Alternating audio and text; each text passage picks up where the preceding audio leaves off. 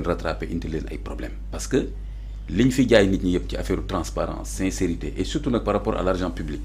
pôle judiciaire fi mu nekk nii ku pôle judiciaire woo balaa ngay sëqat sax ñoom seen i camp génn presque def la coupable tëjlu la nangam ak nangam. alors donc lu mel noonu soo koy def. ak seen i média. waaw ak seen i média.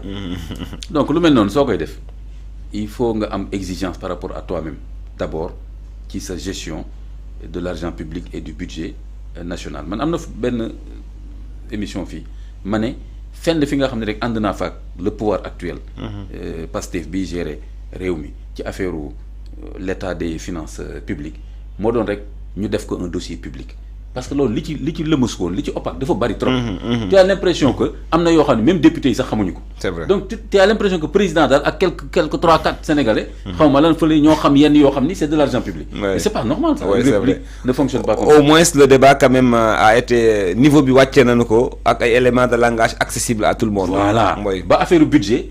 commencé opinion bi di ko approprié wu. c'est vrai ñi commencé laajte lan mooy budget bi kii dafa waroon jaar assemblée nationale ñi naan dette cachée. naa nga ba premier ministre bëgg fi sax tëjlu nit ñi ke fi waxati dette cachée ñu tëj la nangam bon je me suis dit au moins. ça a permis aux Sénégalais mais il y a eu beaucoup d'émotions aussi autour de ça.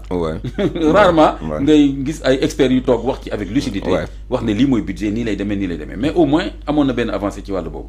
ñu bëri jël position ñi jël position charger le pouvoir sortant dañ doon nëbb budget bi dañ doon lii ñii jël position ne leen def leen ndànk et cetera crédibilité suñu état c'est en jeu ñu naan dugg na fi jaar na fi dama ne Ibrahima yooyu yëpp su fekkee ñoom ñu répondre dañu bëgg transparence dañu bëgg wax dëgg loolu kenn duñ ci jëlee jubal jubanti je dis d'accord maintenant lu mel noonu mënoo koo woote Ibrahima ba pare mu am yu mel nii dama koy gam-gam le jëlal bu yàggul fii notre ministre du budget wax na fi ne Wave 30 millions lañ versé.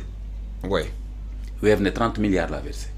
ma toog fii ci tableau bi ma ne la 20 millions la wax moom. 20 millions la wax. Wave ne 30 milliards. Wave ne 30 milliards. waaw ma toog fii ne la quand même entre 20 millions et 30 milliards quand même. ah. bu doon 30 millions ak 30 milliards ñu mën a xam ne peut-être que ci 3 yi la ñu. ci 0 yi la ñu juum. nga attiré sama attention nga ne ma déedéet loolu mënul am juum parce que les 2 la li 3 la loolu moom. oui Wave sañ nañu nekk ci réew mi fii di doxal di am xaalis. di wax état bi. ñun nangam lañ kii def seen communiqué.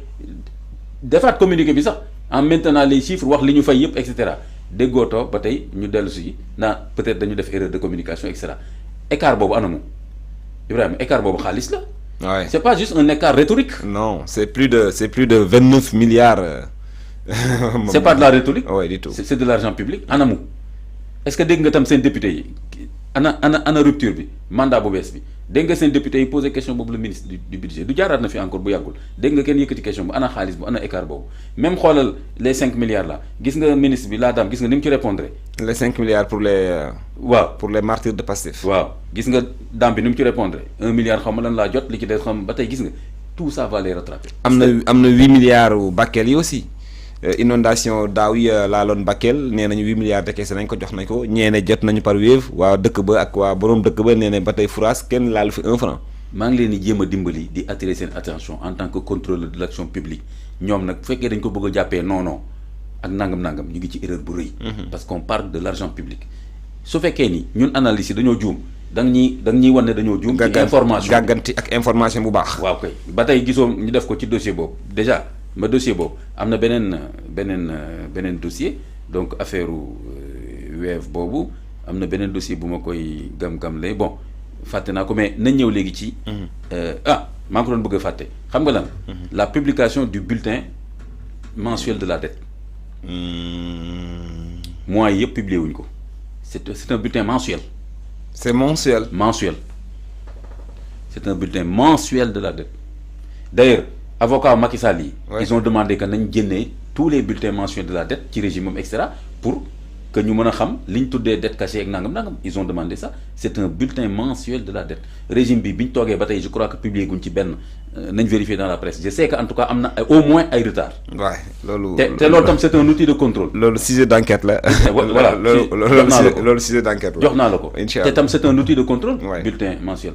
Ibrahima doo bàyyi nag ba def sa régime 5 ans ba pare. après ku la neex nga génne rapport bu la neex loolu xam naa dañ ko def beneen débat. nga génne rapport bu la neex tëj lu ko la neex wala yàq deru ko la neex ci loo xam ni justement léegi lañ ko war a anticiper pourquoi on ne publie pas tout de suite les bulletins. après xam nga nag ëllëg. ku la neex nga tëj. parce que bu la neexee suba nga ne adjoint directeur bi. moo génnewuloon affaire bi nga génne benn rapport IGE.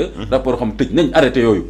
nañ arrêté yooyu ci jamono jii nii dañu war a respecter normes yi ci délai yi ñu génnee ko les fautifs.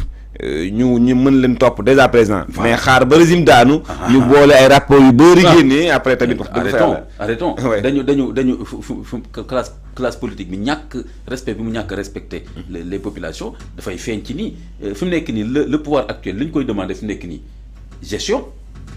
gestion lañ ko demander fi mu nekk nii. ay xaw ma xulóog non gestion fi mu nekk nii ils ont tous les leviers tous les pouvoirs tout donc fi mu nekk nii ils ont le regard sur tous les dossiers publics donc. bulletin boobu nañ ñu wax lu tax publier wuñ ko su am problème ñu ne ñu dafa am problème au moins ñu communiquer. ko defee ñun analyse ko on a quelque chose à croquer ñu daal ne bon d'accord ni la demee kooku benn léegi ma ñëw na ci ITIE bi 30 et quelques milliards waa ITIE na xaalis boobu ñi ko war a verser nañ ko mais nag gisuñ ko fenn ci comptabilité publique bi ma ne xam nga cachet mi ngi bëgg a ñëw de.